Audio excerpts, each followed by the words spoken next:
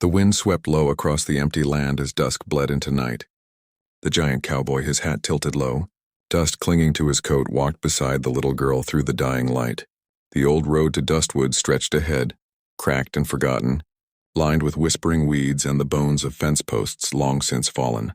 Words weren't easy for a man who'd lost everything, but something about the tiny figure walking at his side, her small boots crunching beside his, heavy steps began to stir a quiet ache in his chest. The girl, Lila, clutched her worn doll and looked up at him with curious eyes. "What's your name, mister?" He cleared his throat. "Folks used to call me Wyatt, used to?" she asked. He nodded. "Ain't much use for names when you're riding alone." She thought about that for a while, her brows knitting together. "Mama used to say names matter," she said softly. "They remind people that you belong somewhere." That word, belong, hit him like a stray bullet. He kept walking, but his breath caught for a moment. Belonging wasn't something he'd felt in a long time. Not since he'd buried his own little girl under a tree outside of town years ago. When they reached the wooden sign that read "Welcome to Dustwood," half the letters were missing. The place looked hollow, a ghost town clinging to the edge of survival. Windows boarded, streets empty, the saloon door hanging crooked on one hinge. "You live here?" he asked quietly. Lila nodded. "Used to, till Mama got sick," her voice faltered. "She told me to wait by the rose bush for someone kind. Said God would send help." Wyatt stopped dead. His jaw flexed as he looked down at her. That same mix of strength and sorrow that he'd carried for years now, trembling in his eyes. "You been waiting alone all this time?"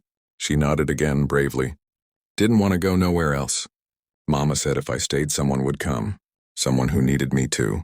He turned his gaze toward the horizon, the sky bleeding orange and violet. His heart, that old, stubborn thing, felt like it was remembering how to beat again.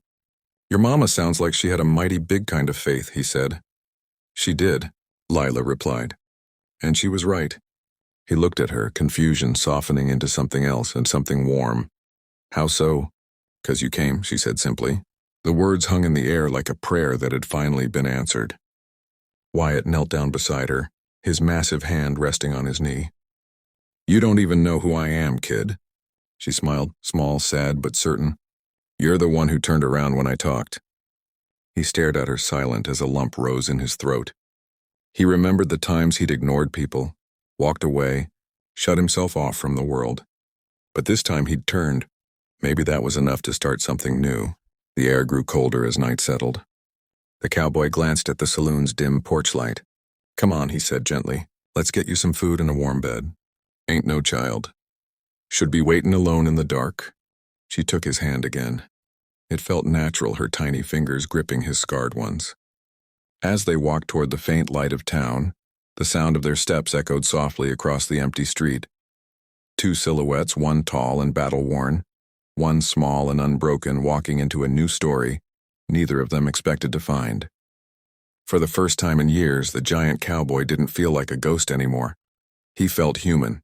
He felt needed. And somewhere deep in his heart, under the weight of all his regrets, a whisper rose up like a promise, maybe this time.